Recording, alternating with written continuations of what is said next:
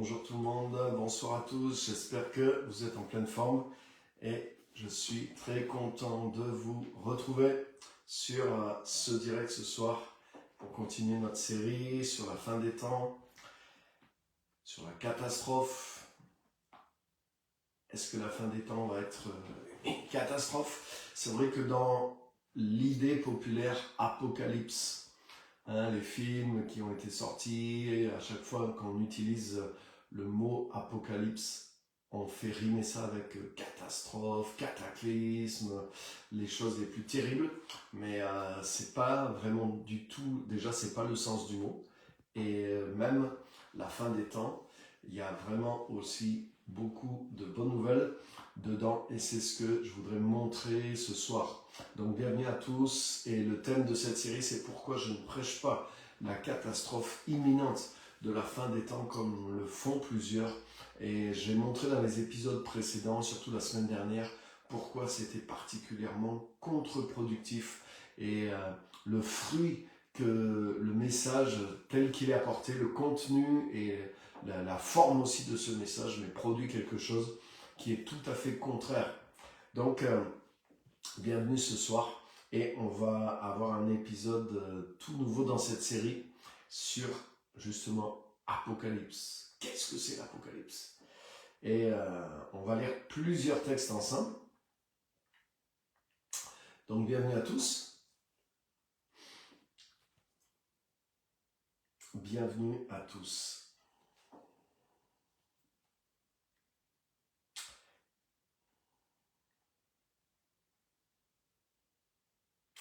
Et le thème de ce soir, c'est un thème tout à fait étrange, parce que le thème de l'épisode de ce soir, c'est « Vous êtes l'Apocalypse ».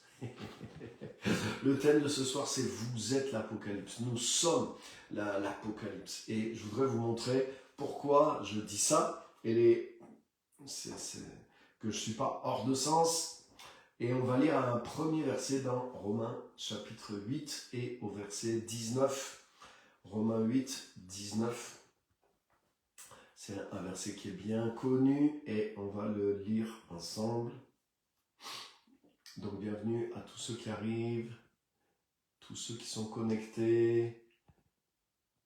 Super, ça commence d'arriver, bienvenue.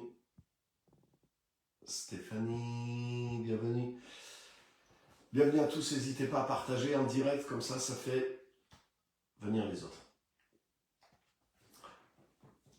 Donc c'est vrai qu'on entend tellement de choses, et il y a tellement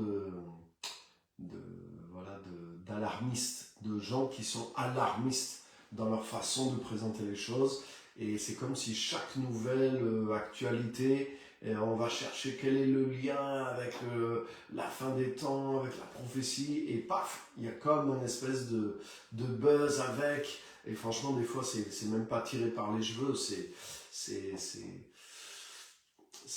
honteux même d'utiliser la Bible comme ça et d'interpréter la Bible autant de travers, ou même d'interpréter l'actualité autant de travers. Et finalement, franchement, même s'il y a quelques-uns que ça excite peut-être, mais on passe vraiment pour des gens pas sérieux, hein, ni au regard de ce qui se passe, ni au regard de la parole de Dieu. Et merci Seigneur, la parole de Dieu est quelque chose de plus sérieux que ça, que juste surfer sur les dernières actualités, de dire « Ah mais c'est ça, ah là là, voilà, c'est ça qui est en train de se passer », et puis de dire ah, « Ça y est, ça veut dire que c'est moi qui sais, mais non, je veux dire, là c'est la fin de la fin des temps, parce qu'il vient de se passer ça et ça, hein, est-ce que c'est pas l'accomplissement de tel ou tel truc ?»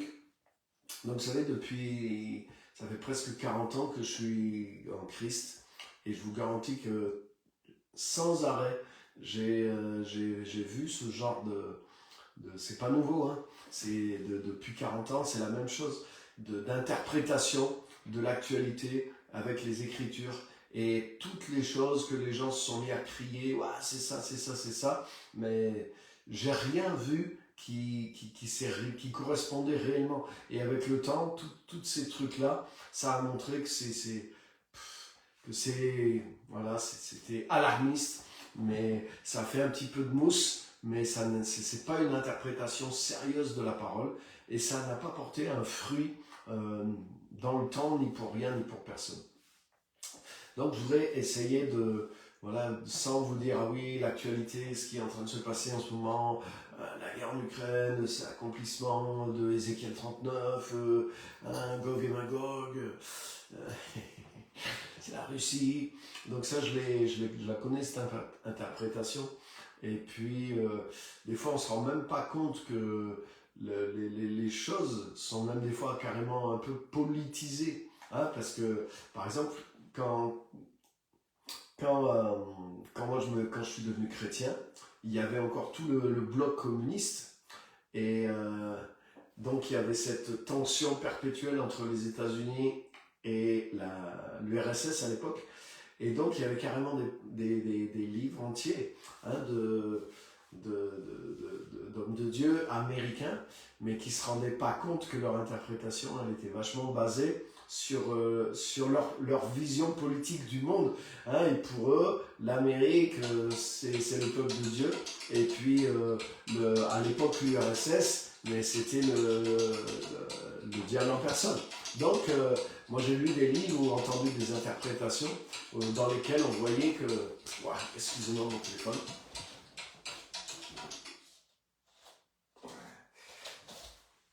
Excusez-moi. Ouais, donc j'ai entendu et lu même des livres entiers. Et l'interprétation, mais c'était que, voilà, Gog et Magog, Ézéchiel 39, c'est les pays du Nord. Donc c'était la Russie, bien sûr.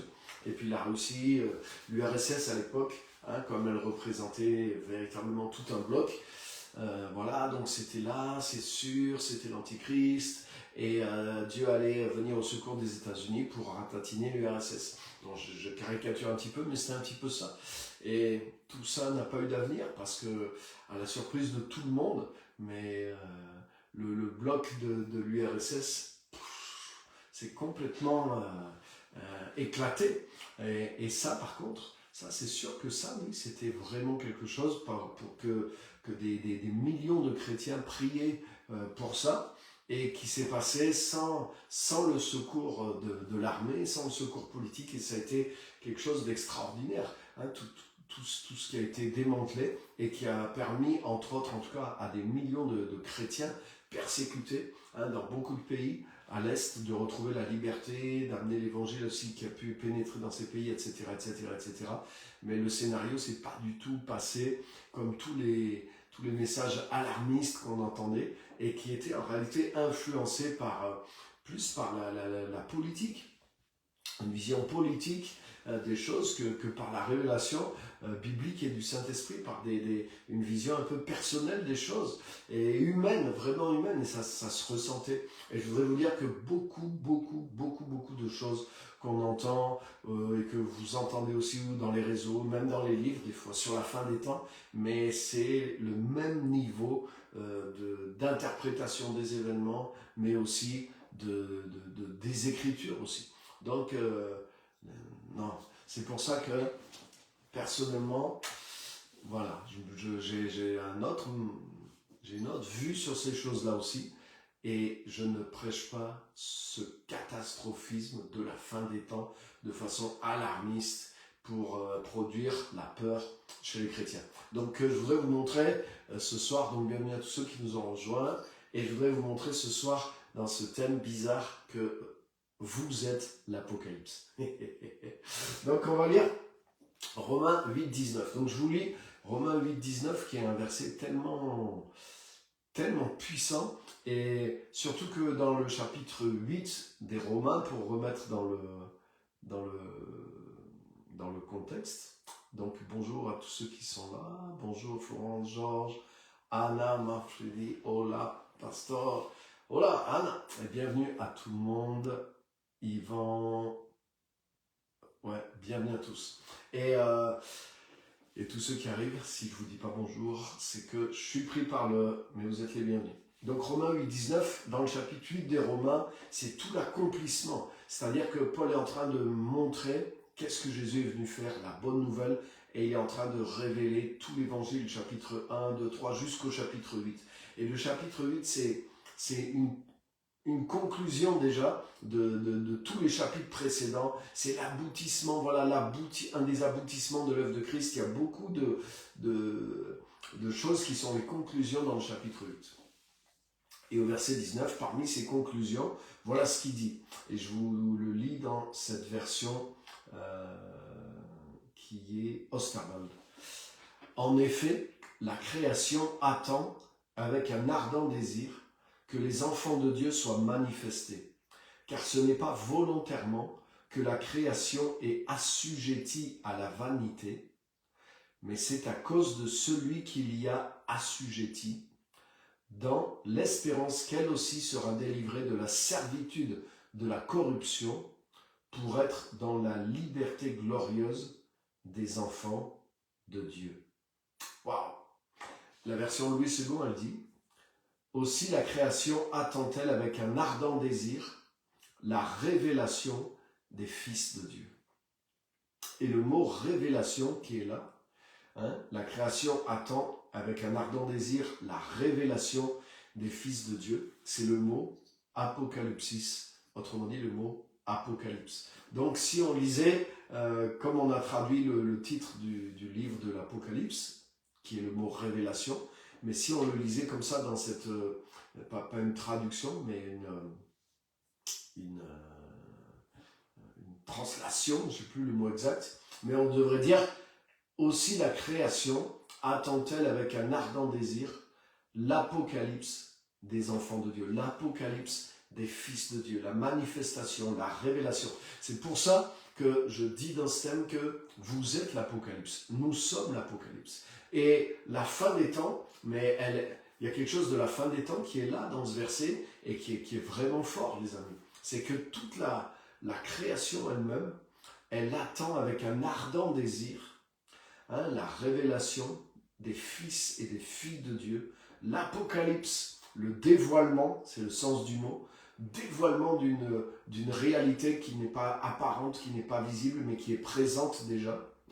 Quand on dévoile quelque chose, mais ça veut dire il y a quelque chose derrière le voile qui est là, mais sauf que on ne le voyait pas. Et quand le voile est enlevé, alors la réalité qui était présente devient maintenant apparente, devient visible.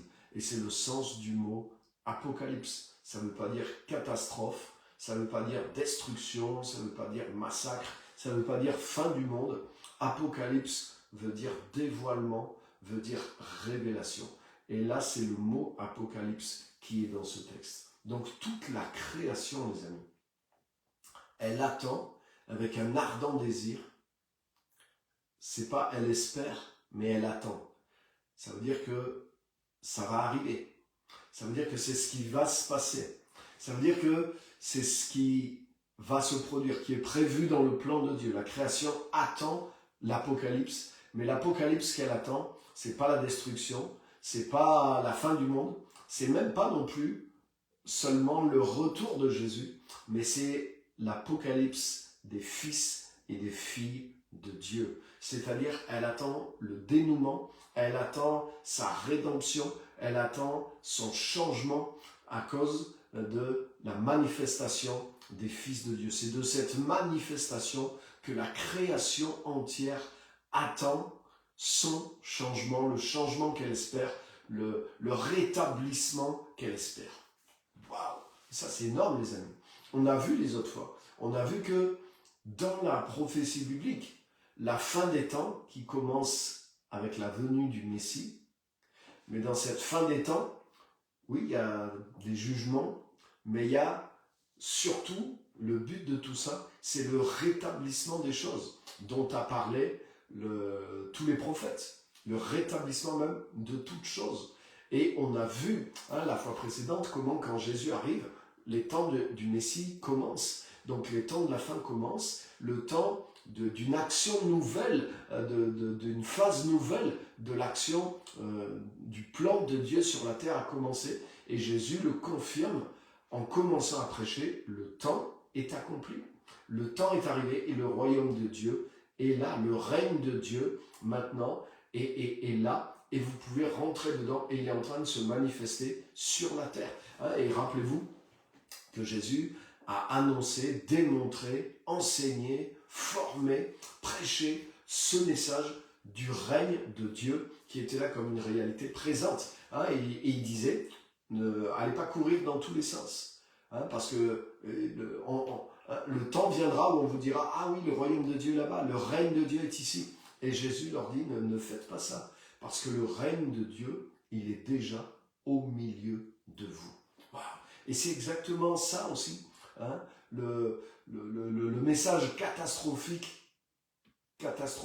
plutôt qu'on entend régulièrement sur les temps de la fin, ces messages alarmistes. C'est un peu pour dire, ah oui, regardez là-bas, regardez ce qui est en train de se passer, regardez cet événement, c'est ça, c'est la fin des temps, c'est ça la fin des temps, ah, attention, ça c'est ça.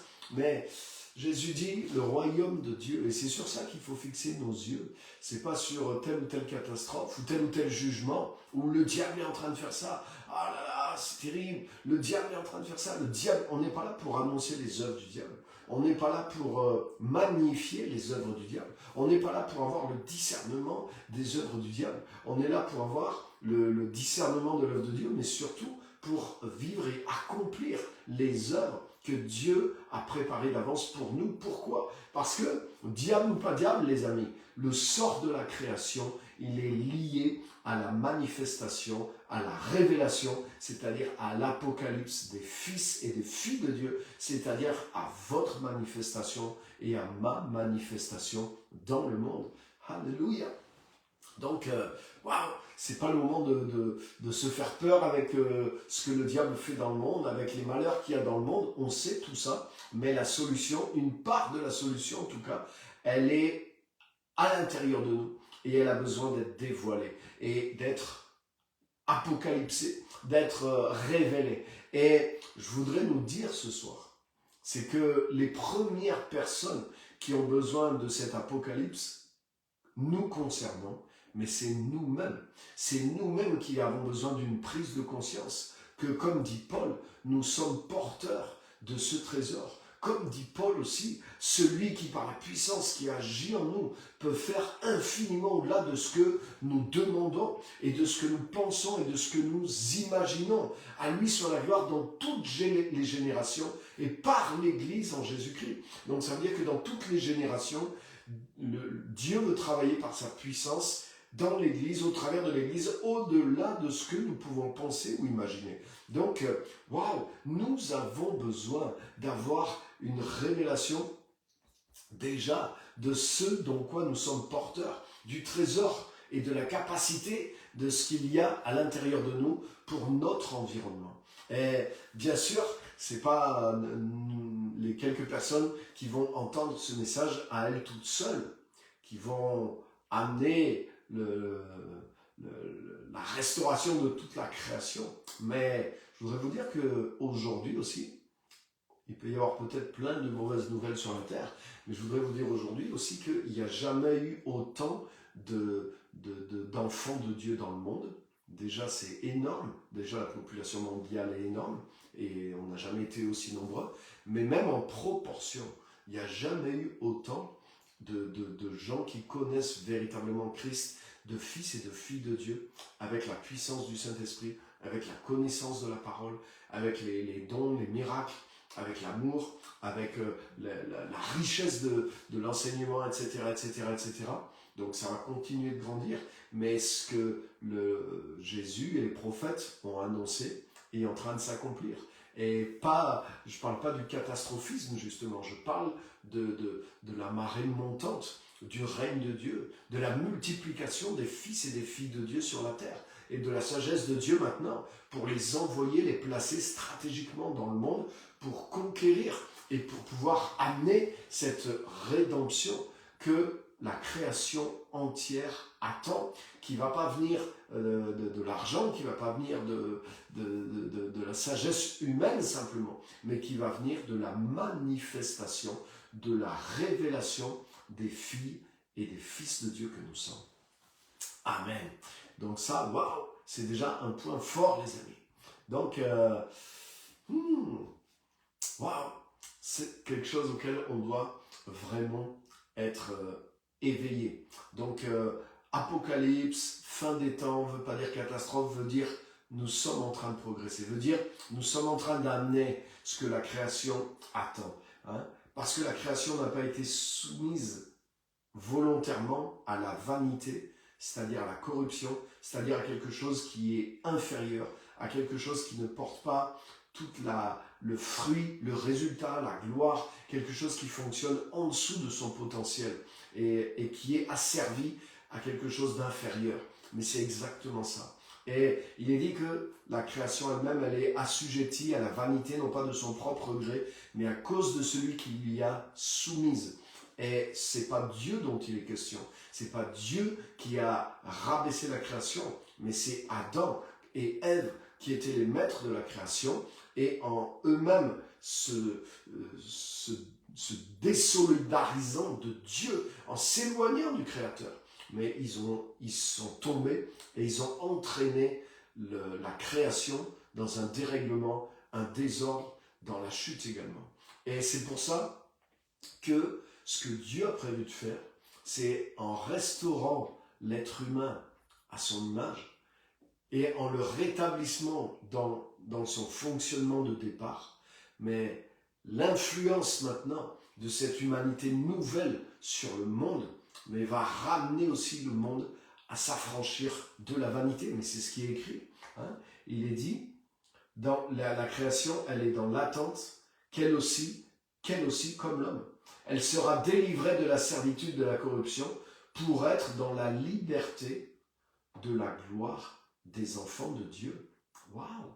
Donc c'est quoi cette manifestation, cet apocalypse des enfants de Dieu? Mais ça veut dire la gloire qui est en eux. Et il y a la gloire de Christ en nous. Jean 17. Hein, Jésus dit, Père, je leur ai donné à mes disciples la gloire que tu m'as donnée. La gloire qu'Adam et Ève avaient perdue, tous ont péché et sont privés de la gloire de Dieu. Mais maintenant que nous sommes justifiés, nous, en Christ, que nous sommes restaurés, hein, la Bible dit, tous ceux qui ont été justifiés, ils ont été aussi glorifiés. Christ en nous, c'est la gloire de Dieu. Dans Thessaloniciens, il dit que Christ est venu afin que nous possédions la gloire du Seigneur. Donc, waouh, cette gloire de Christ, sa présence, sa capacité, sa puissance, cette rédemption accomplie de Christ, elle vit en nous par le Saint-Esprit. La gloire de Dieu est en nous.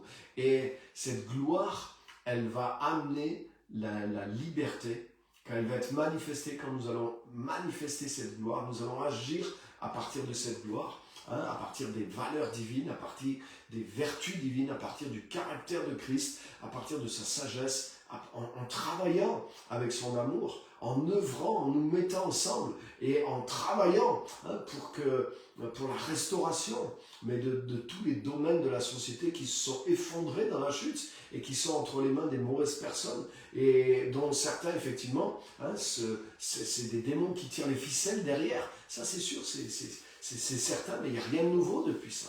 Par contre, au lieu de nous concentrer sur ça pour avoir peur et de prier que Jésus revienne le plus vite possible, mais avançons vers notre apocalypse, c'est-à-dire vers notre révélation, pour que nous puissions être nous-mêmes déjà au clair, déjà que nous soyons dévoilés à nous-mêmes. Et c'est le but de la parole. La parole, c'est ce qui est écrit dans 2 Corinthiens 3,18, nous tous qui sans voile, nous contemplons le Seigneur, la gloire du Seigneur. Nous sommes transformés à son image de gloire en gloire. Donc vous voyez, nous avons besoin d'avoir un dévoilement sur nous-mêmes. Nous avons besoin d'avoir un dévoilement sur ce que le Seigneur a fait de nous et de pouvoir comme ça aller de gloire en gloire. Et c'est comme ça que nous allons accumuler la compréhension de la gloire que Christ a retournée dans notre vie. Hein? Les enfants de Dieu sont restaurés dans la gloire, au-delà de ce qu'ils pensent, au-delà de ce qu'ils voient encore. Et c'est en prenant conscience et en croyant qu'ils vont le manifester et le voir sur eux-mêmes en tout premier. Donc la première révélation dont nous avons besoin, c'est cette révélation de la gloire de Dieu qui a été restaurée dans nos propres vies. Et cette conscience de cette gloire va faire que nous allons nous lever et nous allons mettre en œuvre cette gloire dans le monde pour prêcher l'évangile, mais aussi pour faire le bien, pour agir de la part de Dieu dans le monde, pour réparer les injustices qui sont là, pour être à l'œuvre là où la volonté de Dieu n'est pas accomplie. Et la mission pour laquelle nous prions et pour laquelle nous agissons, cette mission du royaume, notre Père qui est au ciel, que ton nom soit sanctifié, que ton règne vienne, et que ta volonté soit faite sur la terre comme au ciel. Donc c'est pas une utopie, c'est pas n'importe quoi, mais c'est la volonté exprimée de Dieu. Il nous demande de déclarer ça dans la prière et d'agir dans ça.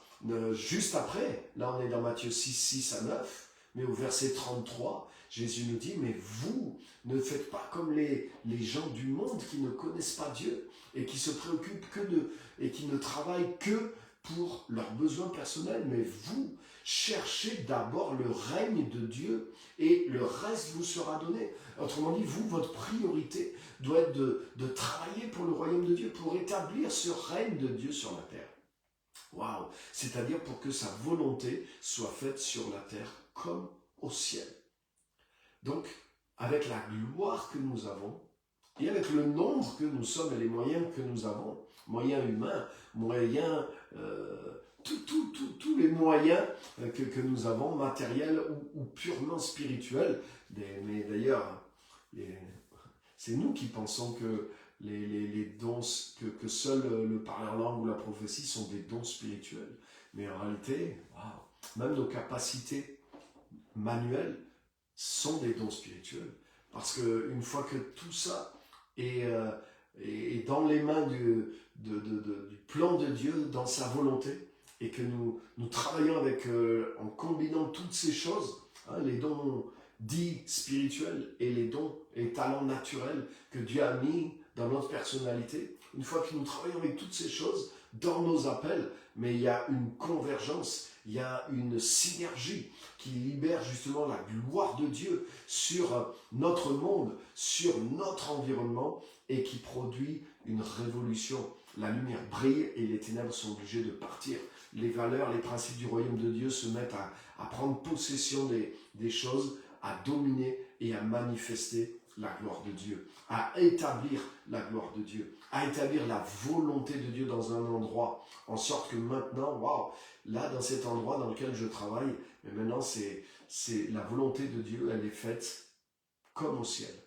Et c'est ça notre mission. Même si c'est un tout petit coin, même si c'est auprès de quelques personnes, même si c'est dans un service, dans un endroit spécial dans lequel vraiment Dieu nous envoie travailler. Mais dans cet endroit-là, nous allons faire en sorte que la volonté de Dieu soit faite dans cet endroit comme elle l'est au ciel, c'est-à-dire d'une façon parfaite. Le règne de Dieu, c'est Dieu qui règne maintenant ici. C'est la justice, c'est les valeurs de Dieu, c'est le règne de Dieu qui est là. Et c'est exactement ce à quoi nous sommes appelés. Et c'est comme ça que la gloire de Dieu, qui est dans les enfants de Dieu, mais va libérer les domaines de la création, les domaines de la société qui sont assujettis à la vanité. Et c'est ça l'Apocalypse. Les amis, c'est ça l'Apocalypse. L'Apocalypse seront selon Romains 8, 19. Et je vous rappelle que Romains 8, c'est l'accomplissement de la conclusion de tous les chapitres précédents dans lesquels Paul révèle l'évangile. Voilà la bonne nouvelle. Voilà ce que Jésus a fait. Donc, l'aboutissement de tout ça, mais il est là et il est glorieux, les amis. Waouh, c'est pas merveilleux ça? Donc, vous voyez, ça c'est une autre version de l'Apocalypse. Vous vous rappelez que Jésus a dit à ses disciples, et il a dit à nous tous, pas simplement aux apôtres, dans Jean, chapitre 14, c'est un verset très connu, qui nous défie. Quand Jésus a dit, en vérité je vous le dis, celui qui croit en moi fera les œuvres que je fais, et il en fera même de plus grandes. Vous vous rappelez, vous connaissez, vous avez déjà entendu ce verset. Vous voyez, il n'a pas limité à ses apôtres. celui qui croit en moi, il fera aussi les œuvres que je fais et il en fera de plus grandes. Donc, Jésus nous a laissé ses disciples, mais il nous a laissé aussi, mais il nous a laissé en étant équipés, en étant unis à lui. Il nous a laissé juste physiquement, mais il est resté uni. Il nous a même unis à lui spirituellement d'une manière beaucoup plus puissante que le lien qu'il pouvait créer avec des personnes en chair sur terre. C'est pour ça qu'il a dit, il vous est avantageux que je m'en aille. Maintenant, on est dans une relation qu'il a décrite dans Jean 15, quand il dit qu'il est le pied de la vigne et nous sommes les branches qui sortent de ce pied. Donc, ce n'est pas juste une amitié physique que Jésus a créée avec nous, mais c'est une relation organique. Il nous a greffés à lui. Nous faisons partie de lui et il fait partie de nous. Et c'est pour ça qu'il dit, celui qui croit vraiment en moi, mais il fera les œuvres que je fais. Donc, autrement dit, il va continuer l'œuvre du royaume que j'ai commencé. Wow. Et Jésus est réellement confiant dans tout ça, puisqu'il est parti. Une fois qu'il a accompli l'œuvre de la croix, de sa résurrection, qu'il a envoyé le Saint-Esprit, il n'est plus jamais revenu sur la terre parce qu'il a accompli l'union, il a accompli notre restauration, il a accompli le retour de la gloire dans notre vie. Il nous a unis à lui et à son Père dans l'esprit. Et c'est tout ça qui nous rend capables maintenant de pouvoir continuer les œuvres qu'il a commencées. Et c'est ça la gloire de l'Évangile. Et c'est pour ça qu'il nous a laissé continuer l'œuvre qu'il a commencée sur la terre. Celui qui croit en moi fera les œuvres que je fais. Les œuvres que je fais. Donc, waouh! Notre travail ne consiste pas juste à prier, à louer le Seigneur, mais il y a les œuvres qu'il a commencées. Il est dit que Jésus allait de lieu en lieu faisant du bien et libérant, guérissant tous ceux qui étaient sous l'emprise du diable parce que Dieu était avec lui. Et waouh! Il a ramené le règne de Dieu dans la vie, dans les familles, dans les villes, dans les endroits où il allait.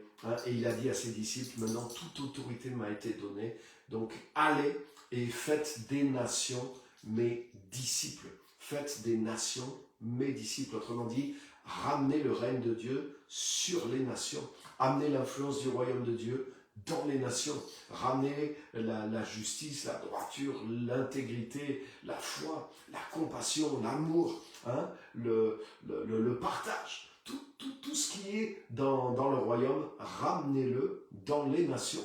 Waouh! Et les amis, rappelez-vous, les 11 premiers disciples, avec ceux à la Pentecôte, en tout, ils n'étaient que 120 personnes. Mais il est dit que, quand tu lis la Bible, et même c'est historique, c'est pas de la mythologie chrétienne, c'est l'histoire qui nous le montre. En une génération, ils ont commencé à conquérir tout le pourtour méditerranéen, et l'évangile a été partout, a réellement conquis des nations entières. Donc, avec rien du tout, mais avec la gloire de Dieu, rien du tout au niveau humain. Ils n'avaient pas une armée, ni par puissance, ni par force. Ils ont amené le règne de Dieu à s'établir véritablement dans les nations. Donc, à plus forte raison, les millions que nous sommes aujourd'hui sur la planète, nous pouvons amener le règne de Dieu à conquérir et à avancer. Et c'est ce à quoi nous sommes en train de travailler les uns les autres. Et c'est ce que le Saint-Esprit est en train de nous amener à comprendre et à produire. Que son nom soit loué. Amen. Donc, la création entière attend la révélation des fils et filles de Dieu. Autrement dit, le mot c'est apocalypse. Donc, ça veut dire que la création entière attend notre apocalypse. Nous sommes l'apocalypse, non pas qui va détruire le monde, mais nous sommes l'apocalypse qui va restaurer le monde. C'est le sens de ces versets. Afin qu'elle soit délivrée, elle aussi, de la servitude et de la corruption pour participer à la liberté de la gloire des enfants de Dieu. La gloire que nous portons, je viens de l'expliquer, va ramener sa liberté à la création entière. Et c'est logique. Parce que de la même façon que c'est par un homme, Adam, que le monde a basculé, dans cette corruption, dans cette vanité, mais de la même façon, c'est par Jésus-Christ et par la nouvelle humanité qui est en lui que la création va être délivrée de la corruption. De la même façon que c'est un homme qui l'a fait tomber, de la même façon, c'est par l'humanité restaurée qu'elle va être relevée. Et c'est au travers de nous, de toi et de moi, qu'elle va être relevée. Une partie, bien sûr. Et donc, c'est pour ça que nous devons être concentrés, non pas sur une fin des temps qui nous fait nous replier sur nous-mêmes, mais une fin des temps qui nous fait nous déployer à l'extérieur de nous-mêmes pour faire les œuvres de Christ, pour continuer les œuvres que Christ a commencées. Le temps de la fin, c'est le temps des fils de Dieu. Nous sommes l'Apocalypse et le dévoilement. Regardez avec moi un autre verset dans le livre des Actes, au chapitre 1er, les tout premiers versets du livre des Actes. Waouh, waouh, waouh. Ah oui, les amis, hein? C'est autre chose là. Et si je comprends bien, nous sommes porteurs de l'Apocalypse. Exactement. Nous sommes même. Hein, littéralement, le texte dit, la création attend l'Apocalypse des fils de Dieu. La révélation, la manifestation. Donc, nous sommes porteurs, effectivement. Nous sommes, c'était le thème d'aujourd'hui, nous sommes l'Apocalypse. Et c'est pour ça que, vous voyez, il faut enlever tout ce message-là qu'on entend souvent et qui est complètement autre chose. Donc, regardez avec moi dans Actes, chapitre 1, et les tout premiers versets. Donc c'est Luc qui écrit et il dit ceci. Cher Théophile, dans mon premier livre, donc c'est dans l'évangile de Luc, j'ai parlé de tout ce que Jésus a commencé de faire et d'enseigner jusqu'au jour où il a été enlevé au ciel après avoir donné ses ordres par le Saint-Esprit aux apôtres qu'il avait choisis. Après avoir souffert, il se présenta à eux vivant et leur en donna de nombreuses preuves. Pendant 40 jours, il se montra à eux et parla de ce qui concerne le règne de Dieu. Amen. Même après sa résurrection, Jésus enseignait ses disciples sur le règne, le royaume de Dieu. Et là, ce que j'aime beaucoup, c'est, il est dit dans l'évangile, j'ai parlé de tout ce que Jésus a commencé de faire et d'enseigner jusqu'au jour où il a été enlevé au ciel après avoir donné ses ordres par le Saint-Esprit aux apôtres qu'il avait choisis. Donc il est dit, dans l'évangile, j'ai parlé de tout ce que Jésus a commencé de faire et d'enseigner jusqu'au jour où il est enlevé au ciel. Mais alors, qu'est-ce qu'il a fait après? Parce que le verset sous-entend que Jésus a continué de faire et d'enseigner, on est d'accord? Dans mon premier livre, j'ai parlé de tout ce que Jésus a commencé de faire et d'enseigner jusqu'au jour où il a été enlevé au ciel. Le sous-entendu, c'est ici maintenant, dans le livre des Actes, dans mon second livre, je vais vous parler de ce que Jésus continue de faire et d'enseigner. Waouh! Parce que si Jésus a juste commencé d'agir et d'enseigner jusqu'au moment où il a été enlevé au ciel, mais Jésus n'est jamais revenu après sur la terre pour continuer quelque chose. Donc ça veut dire quoi? Ça veut dire que c'est Jésus qui continue d'agir et d'enseigner au travers des apôtres, au travers des premiers chrétiens, dans le livre des Actes justement, dans le livre des Actes qui sont les actions, et on voit que l'action des apôtres, des disciples, des premiers chrétiens, tout au long du livre des Actes, ils étaient conduits par le Saint-Esprit, mais c'est Jésus qui agissait au travers d'eux, et on le voit de temps en temps, même ils ont eu des visions où Jésus leur parlait, leur disait de faire ça, et c'était le Saint-Esprit aussi qui les conduisait. Donc Jésus a commencé d'agir et d'enseigner dans les évangiles jusqu'au jour où il a été enlevé dans les cieux.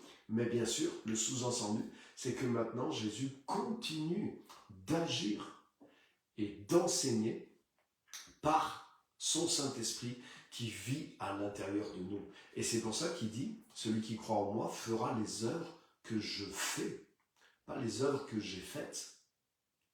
Vous voyez, Le sens n'est pas le même. Il fera les œuvres que je fais. Waouh!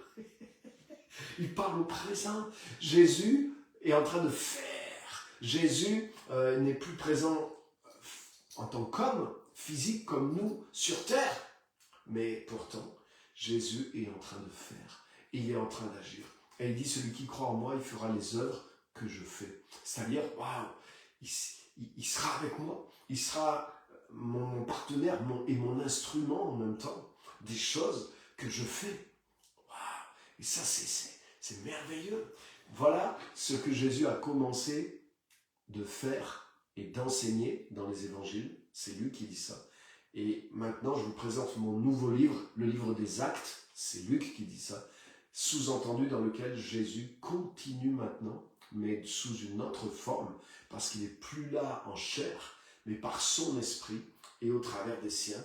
Jésus continue de faire et d'enseigner ce qu'il a commencé quand il était lui-même en Israël et dans un corps physique.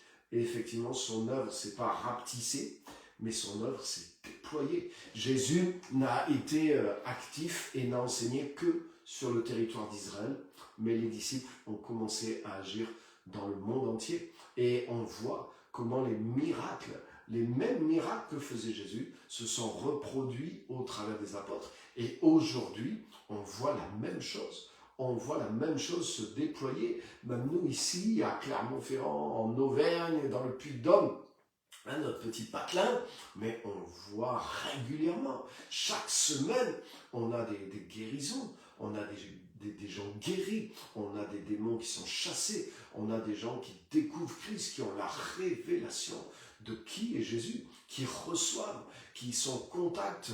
On voit Jésus agir et on voit Jésus qui enseigne au travers des uns des autres, mais le nombre de personnes qui sont touchées, à qui Dieu parle, et qui disent mais waouh, mais quand je viens, quand je vous écoute, quand j'écoute les messages, quand je viens dans le culte, quand j'entends, quand je reçois, il y a des fois des paroles précises qui sont données, mais waouh, Jésus continue de faire et d'enseigner au travers de nous, ici, donc son œuvre continue.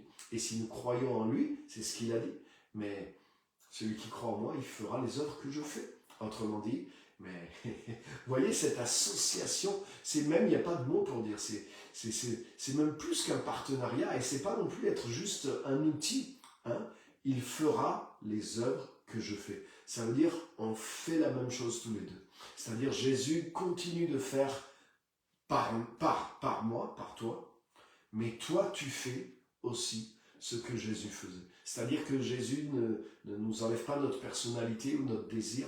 Il ne nous a pas absorbés en sorte que nous ne sommes pas, mais nous sommes là. Mais pourtant, quand nous faisons, il fait aussi.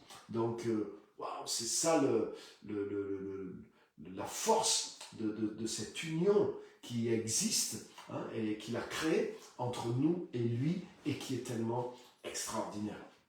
Donc les amis, c'est ça qui fait que c'est cette manifestation-là que la création attend. Et non seulement notre témoignage, non seulement nos prières, non seulement les démons qui sont chassés, mais les œuvres aussi. Le travail, la vocation, ce que nous faisons avec notre vie entière, avec les années que nous avons à vivre sur la terre.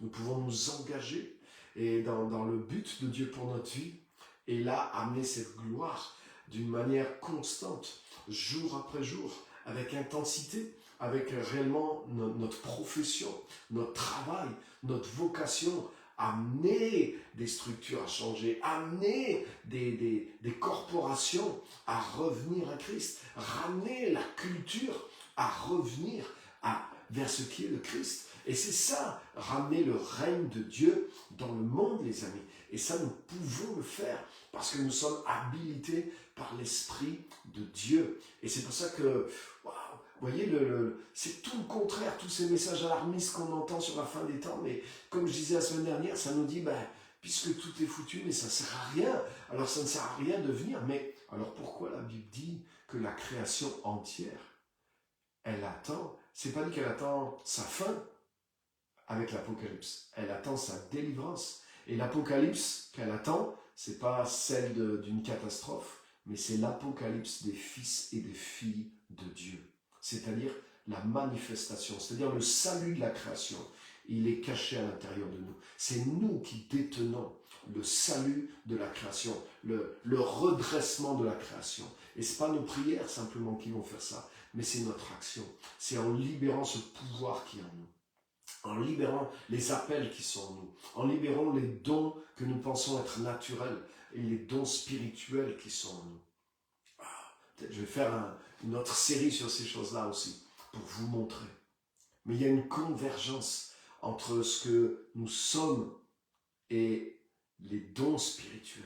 De la même façon que quand l'Esprit de Dieu est venu sur l'homme Jésus, cet homme qui était un fils d'Israël, qui était un charpentier, qui vivait dans une culture, qui ressemblait à tous les jeunes hommes d'Israël de son époque. Il avait le même look, il avait le même habit, il avait le même type, il avait eu la même éducation. Donc, est-ce qu'on va dire que Jésus, c'était que naturel, les dons qui étaient en lui, et c'est que par le Saint-Esprit? Non, il y a eu une convergence de tout ça. Tout ça est allé dans le même sens. Une fois que Jésus a été rempli du Saint-Esprit, mais ce qu'il était humainement, avec l'action du Saint-Esprit, a produit la gloire de Dieu et a amené le plan de Dieu à s'accomplir par lui. Et il n'y a pas d'opposition. Souvent, on a une vision comme si tout ce qui est naturel est mauvais. Ah oui, mais ça c'est moi, ça c'est ma personnalité. Comme si tout doit... Non, Dieu ne nous efface pas. Dieu nous restaure. Dieu ne nous efface pas, Dieu nous restaure. À la croix, Dieu a effacé ce qui devait être effacé. Et c'est pas nous, c'est le péché qui était en nous. Et ça, Dieu l'a enlevé de nous. Il nous a délivrés totalement. Et il nous a réconciliés avec lui pour nous faire paraître, rappelez-vous, dans sa présence, saint, sans tache et sans reproche. Christ a accompli ça. Waouh! Donc ça veut dire que ce que nous sommes maintenant en lui, c'est le véhicule parfait pour que le Saint-Esprit agisse et que son œuvre se fasse. Bien sûr, on grandit dans l'utilisation de notre vie pour servir la gloire de Dieu. On grandit dans sa connaissance et on progresse, mais on n'est pas en train d'enlever quelque chose qui soit mauvais, inapproprié. Non. La croix a fait cela. Et nous devons croire dans ces choses. Nous devons croire dans la gloire de Dieu. Nous devons croire dans ce pouvoir qui a été mis en nous en tant que fils et filles de Dieu. Ah, les amis, c'est le thème là, du dernier livre sur le pouvoir des fils. Donc là, je vous encourage à lire, si vous ne l'avez pas fait, à vraiment le lire et à méditer. Pas juste le survoler comme ça et le refermer, vous pouvez le lire et le lire même plusieurs fois. Parce que je vous garantis qu'il est chargé de beaucoup de choses et ça va vous aider à découvrir toutes ces choses dont je suis en train de parler. Et avec celui-ci aussi, qui est manifesté le royaume, mais celui-là aussi va vous aider à comprendre toutes ces choses-là. Et waouh, c'est toute une dimension qui est celle de l'évangile et celle que Christ est venu nous ramener. Donc l'Apocalypse, c'est-à-dire la délivrance même pour la création, elle est en nous, les amis. Vous vous rendez compte de ça? Waouh! Et c'est par nos œuvres qu'elle va être manifestée. Donc, waouh, ta vie compte. Ma vie compte aussi. Notre appel est tellement important. Croire dans ce que Dieu a mis en toi est important. Investir dans ce que Dieu a mis en toi. Investir dans ta formation pour aller vers ce à quoi Dieu t'appelle est important. Lutter pour que cette destinée merveilleuse puisse s'accomplir et porter tout son fruit est important. Pas pour toi. Toi, ça y est, tu es sauvé, tu es comblé, tu es béni, tu es transformé, tu as tout en Christ. Pas pour toi, pas pour moi, mais pour les pans de la société, les morceaux qui ont besoin d'être restaurés pour cette création, pour d'autres personnes, pour des familles, pour des pays, pour des nations, pour des structures, pour des courants, pour des familles entières, des nations entières. Donc voilà les amis, nous sommes toute cette apocalypse-là. Et je termine juste en vous disant ceci. Les temps de la fin, justement, c'est le temps des fils et des filles. Jésus a ouvert, j'en ai parlé déjà, c'est dans Hébreux chapitre 1, les premiers versets. Il est dit Dieu dans ces temps qui sont les derniers, et il emploie le mot les temps de la fin, vraiment eschatos, qui a donné eschatologique, c'est-à-dire les temps de la fin. Et il dit que dans ces derniers temps, dans ces temps de la fin, qui sont des temps d'accomplissement, Dieu nous a parlé en fils, Dieu nous a parlé en un fils. Donc c'est plus comme du temps de la loi et des prophètes, où c'était la prédiction, mais maintenant c'est l'accomplissement. Et vous avez remarqué, l'évangile, la bonne nouvelle, n'est pas une prédiction, mais c'est une prédication. C'est-à-dire, c'est pas quelque chose qu'on annonce qui vient, c'est quelque chose qu'on annonce qui est là. Et la fin des temps aussi n'échappe pas à cette réalité.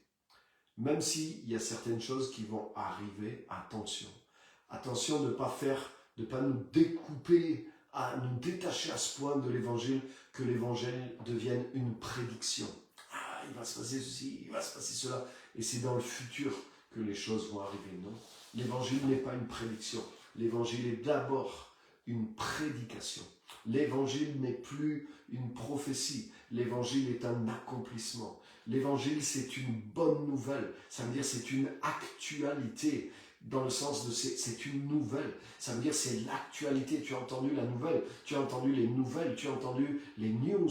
Mais c'est ça le sens de évangile. Ça veut dire c'est des news, c'est des bonnes news. Et ça veut dire c'est une actualité. C'est quelque chose qui s'accomplit tous les jours. C'est quelque chose qui se produit. Et c'est quelque chose qui se produit au travers de nous et au travers de toi aussi. C'est pour ça que nous sommes l'Apocalypse en marche. Nous sommes la bonne nouvelle en marche. Nous participons à cette actualité. Celui qui croit en moi, il fera les œuvres que je fais, le présent. Donc l'évangile n'est pas une prédiction. L'évangile n'est pas une prophétie, mais l'évangile est une prédication. L'évangile est une nouvelle. L'évangile n'est pas un espoir. L'évangile est une nouvelle, est une actualité, est une réalité qui s'accomplit dans nos vies et qui veut s'accomplir dans d'autres parties au travers de nos vies. Et c'est pour ça que ta vie compte, ton temps compte, ta vision compte. Et la première révélation que tu dois avoir, c'est celle qui te concerne. Et je termine avec cette image qui est vraiment, vraiment puissante, les amis, pour que vous puissiez prendre conscience qu'il y a un dévoilement déjà sur vous-même en tant qu'enfant de Dieu et de ce que vous pouvez faire, de ce que vous êtes appelé et que vous allez accomplir, parce que c'est la volonté du Seigneur. Je termine avec cette image. Vous savez que il y a cette comparaison entre l'ancienne et la nouvelle alliance. Dans l'ancienne alliance était l'ombre et l'image des choses à venir, c'est-à-dire la prophétie, une image, une parabole, des choses qui devaient venir. Et entre autres images, on a par exemple dans l'ancienne alliance, Moïse, vous connaissez Moïse qui est monté sur la montagne, et Moïse est descendu de la montagne avec les tables de la loi. Vous connaissez, il est revenu avec les 2 tables, avec les 10 paroles qui étaient gravées d'un côté et de l'autre, les deux pierres. Et ça, c'est la première alliance. La loi a été donnée par Moïse. Il est redescendu de la montagne et il est dit que Moïse était, la peau de son visage rayonnait. Il ne savait pas que, en fait, il a vécu comme une transfiguration.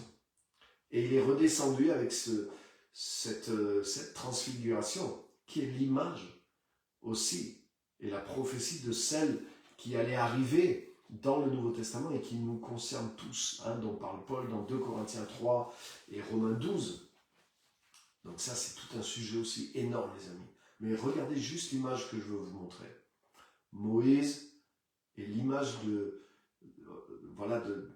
la première alliance qui est limitée, mais qui annonce quelque chose de beaucoup plus grand. Et quand Moïse, lui, redescend de la montagne, son outil de communication, celui qu'il a de la part de Dieu, c'est des mots, des paroles qui sont gravées dans la pierre. Et avec ça, ça a changé. Nos civilisations même. Les 10 paroles, les 10 commandements ont changé le monde. Et pourtant, c'était juste des paroles gravées dans la pierre. Mais maintenant, Jésus, qui est lui, pas juste un homme représentant d'une alliance, mais qui est le Fils de Dieu, qui est Dieu venu en chair, pour manifester dans le monde la nouvelle alliance avec les hommes. Et quand lui, Jésus, il est redescendu de la montagne aussi, vous vous en rappelez, il est monté sur une montagne et il a été transfiguré aussi, comme a été Moïse. C'est-à-dire ce que le symbole qu'il y avait dans Moïse, Jésus a accompli. C'est-à-dire Jésus était rempli de la réalité divine. Et pendant que Jésus était sur la montagne, cette réalité divine a pris le dessus sur le physique et elle est devenue visible physiquement. Et c'est ce qu'on appelle la transfiguration de Jésus. Vous connaissez tout ça. Donc Moïse a juste annoncé ça. Mais maintenant, quand Jésus est redescendu de la montagne, de la transfiguration, Jésus n'est pas redescendu avec des tables de pierre. Jésus n'est pas redescendu avec le Nouveau Testament. Mais ce qui est incroyable, Jésus est redescendu avec Pierre, Jacques et Jean. Jésus est redescendu avec Pierre, Jacques et Jean. Waouh! Qu'est-ce que ça veut dire? Ça veut dire que de la même façon que Dieu, dans l'ancienne alliance, qui était que l'ombre des choses à venir, a communiqué par des paroles gravées sur la pierre, la manière dont Dieu allait se manifester maintenant dans la nouvelle alliance, c'était au travers d'hommes et de femmes transfigurés, dans lequel le Saint-Esprit allait graver la nature de Dieu, la volonté de Dieu et les plans de Dieu. Jésus n'est pas redescendu avec des paroles. Jésus n'est pas redescendu avec des disciples qui avaient appris des versets bibliques par cœur. Mais Jésus est redescendu de la montagne avec Pierre, Jacques et Jean. Pas des mots gravés dans la pierre, mais la marque de Dieu, la marque du Saint-Esprit, gravée dans Pierre, Jacques et Jean, qui étaient tous les trois des pierres vivantes, des personnes transformées. Et c'est ce que Jésus a dit, vous allez être mes témoins, c'est-à-dire vous allez être ma vitrine, vous allez porter ma nature, vous allez porter mon nom, vous allez porter mes œuvres, vous allez porter ma parole, parce que je vais graver en vous. C'est pas juste des mots, vous n'allez pas juste répéter les mots du Nouveau Testament, mais c'est vous-même. Jésus n'est pas redescendu avec un livre, mais il est redescendu avec des personnes transformées, des personnes équipées, des personnes dans lesquelles il avait gravé. Et 2 Corinthiens 3 nous dit ça, nous dit que nous sommes transfigurés, au verset 18, mais avant il nous dit aussi que le Saint-Esprit grave aussi dans nos cœurs. Et c'est plus comme l'ancienne alliance, où c'était des mots gravés sur la pierre. Mais là, c'est l'Esprit de Dieu qui écrit dans notre cœur, afin que nous soyons manifestement une lettre ouverte de Christ pour le monde. Manifestement. Autrement dit, nous sommes la manifestation de Christ dans le monde. Nous sommes une manifestation, une révélation. Christ est redescendu avec des hommes nouveaux, des hommes comme lui, transfigurés et capables de faire les œuvres qu'il faisait. Et les amis, Apocalypse, c'est ça. C'est non seulement la révélation de Jésus-Christ. Apocalypse 1.1, c'est le premier verset de l'Apocalypse qui dit révélation. Apocalypse de Jésus-Christ, révélation de Jésus-Christ. Et la fin des temps, c'est pas simplement la révélation de Jésus-Christ, mais c'est la révélation des fils et des filles de Dieu. Jésus n'est pas redescendu, lui, tout seul de la montagne, mais il est redescendu avec Pierre, Jacques et Jean, qui étaient transformés. Jésus est venu apporter une nouvelle révélation d'une nouvelle sorte de gens qui sont vous et moi, et c'est nous qui allons ramener la gloire de Dieu dans cette planète et dans les nations. C'est ça l'Apocalypse. C'est sur ça qu'il faut fixer nos yeux. Et vous voyez que ça, wow, quand tu entends ce message, c'est pas un message qui te fait peur. C'est pas un message qui te fait te replier sur toi-même. C'est pas un message qui te démobilise. Mais au contraire, c'est un message qui te recentre. C'est un message qui t'ouvre les yeux. C'est un message qui te pousse à devenir l'acteur du règne de Dieu dans le monde. Mais c'est exactement ça. Et c'est cet apocalypse-là qu'il faut voir et vers laquelle il faut tendre et qu'il faut prêcher. Donc les amis, faites-moi plaisir. Mettez à la corbeille tous ces messages-là alarmistes que vous entendez.